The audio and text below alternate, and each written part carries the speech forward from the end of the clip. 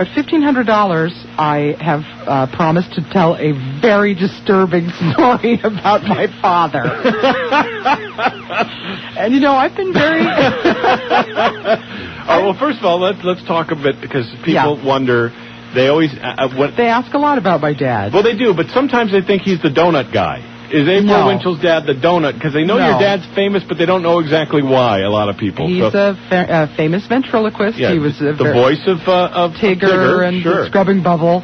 I didn't realize he was the Scrubbing Gargamel and Dick Dastardly and all of that. And people remember him fondly, and I have felt a big... I'm sorry, was that a snore? Did I make you tired? No, it wasn't a snore, it was a snortle. All right. Yeah. So people remember him fondly, and I have felt a great obligation to not, stomp on people's memories, but that's over. Because now you got money problems. Because now I have money problems. You do hear a lot about the children of celebrities. Once they have problems, they end up doing things that embarrass their parents. You hear about Tommy Smothers' son is in porn. Yeah. Well, there you go. I have a path to follow. You interviewed one guy that wrote a book of... Scotty Crane, Bob Crane's son. Bob Crane's son. But he wasn't so embarrassed, really, because he's dead, so that didn't really affect his opinion too much. But, I thought, what the hell, I got nothing. I mean, I really have nothing, so I have nothing to lose. It's exciting, isn't it? On the edge like this, you never know what's going to happen. So here's the deal. Yeah. Once we hit $1,500, which is this $33 away. Yeah.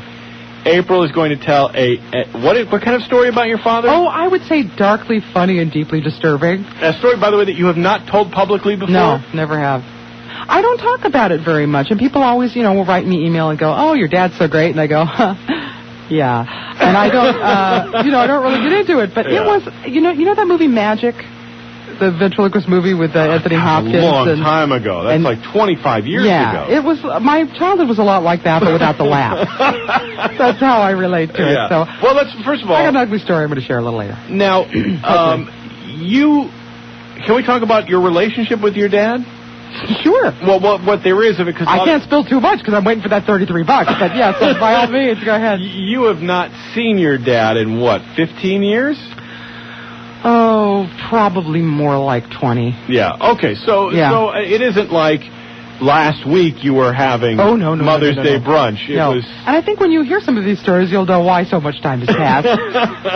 Because I don't want to give anything away by saying bipolar, but I'm just going to throw it out there. A lot of people think your dad's dead, but he's not. He's not dead. No, he's just retired. Mm-hmm. And he lives in Arizona, right? Who knows? Someplace. Lancaster, Palmdale, some area, God love him. And now how old a man is your father now? Do you know? I think he's like 76 or 7, something like that. And I've heard various stories about your dad. Mm-hmm. One of the stories that always comes up is that he invented the artificial heart. That always comes up, right? Well, he did, to his credit, he did come up with a pump that they still use, that that he gave the patent. A modification of that pump. He gave the patent to the pump, to the people who made the pump, the Jarvik 7, and they still use it, which I've always maintained there's a very scary Geppetto vibe there, that you've got a puppeteer who's making artificial life.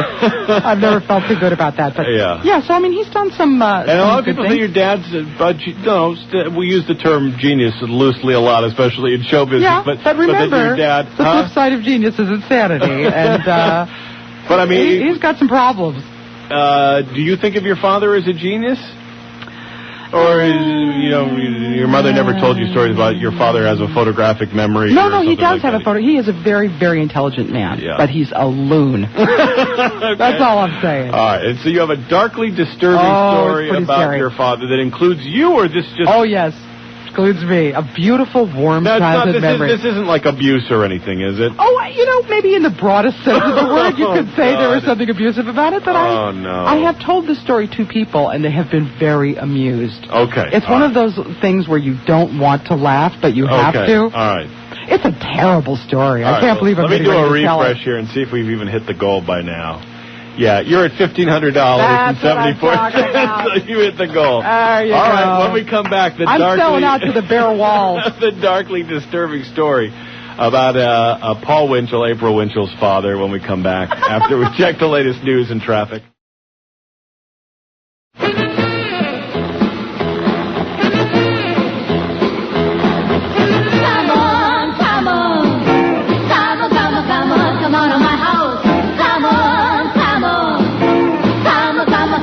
Come on to my house.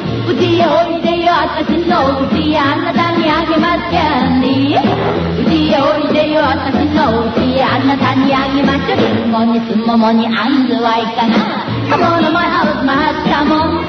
Come on to my house, my house, come on. Come on to my house, my house. あなたにあげましょう。焼肉ぶどうにナツメリケーキ。Come on to my house. 9:39 on Talk Radio 790. Mr. KABC, the Winch. That's right. April Winchell is with us. She's here on the second and last Friday of every month. And she has decided to cast off her worldly...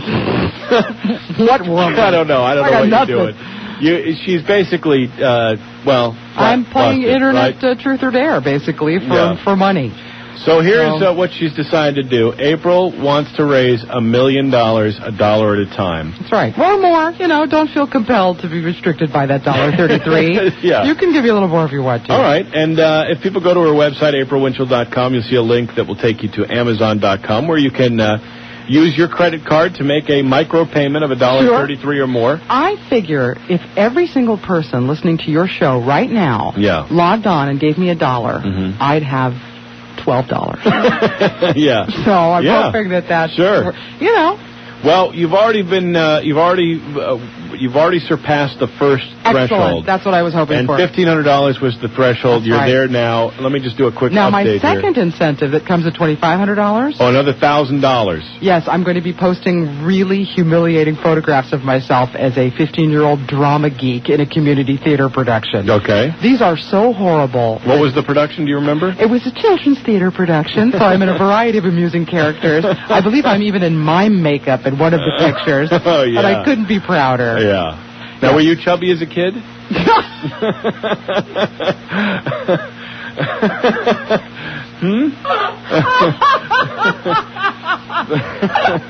Yes, I was confused for Mindy Cohn all the time. Oh, that was so cool.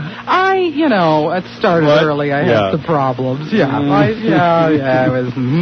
Did you blame your father for your fat? For everything. And soon you'll know why. All right, well, here's the story. Do you have a little No, script? I don't have it written down. That's something else that I wanted to share. I can't believe I'm going to tell this story. It is so... I've never told this. I almost wish we had some music to accompany it. I thought about putting Wing underneath it just to soothe it, but I decided that was just... No, I'm just going to try to keep it light and lively, and just this is just for your entertainment, people. All right. Now, when I was about 8 or 9 years old, my dad went off the deep end big time. He'd had a lot of problems. There was a little recreational drug issue going on. He was a little bipolar. There were some difficulties. And my mother decided that this would be a really good time to get out of the house because it was a little crazy.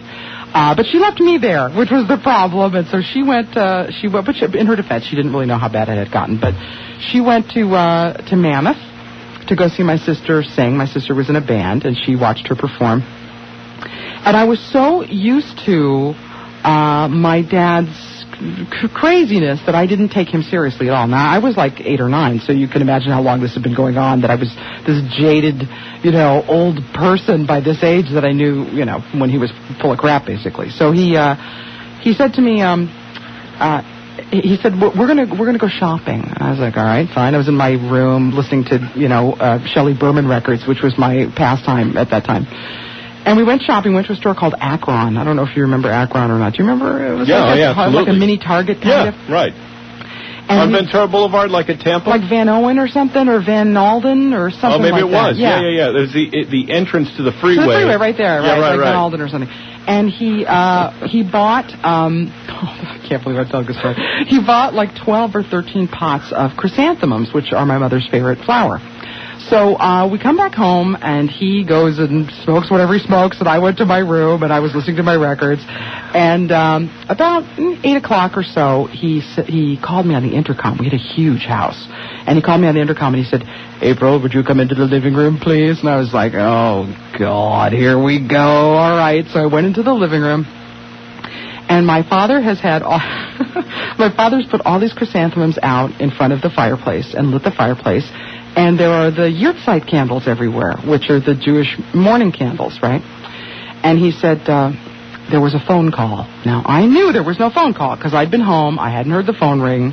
So thank God I knew. I knew he was having a nutty episode. I think you're I knew he was having a nutty... Did I tell you this story? No, okay. But I can't believe what you're going to say. I knew he was having a nutty episode, so I want to stress that I was not freaked out or scared. I knew I'd been around enough crazy at this time to know that he was just hallucinating or whatever. So I said, okay, and he said, your mother's dead. And I said, okay, fine. How old were you? Like 8 or 9. But you can imagine, the fact that I was not fazed by this, you can imagine what I had seen up to this point, right?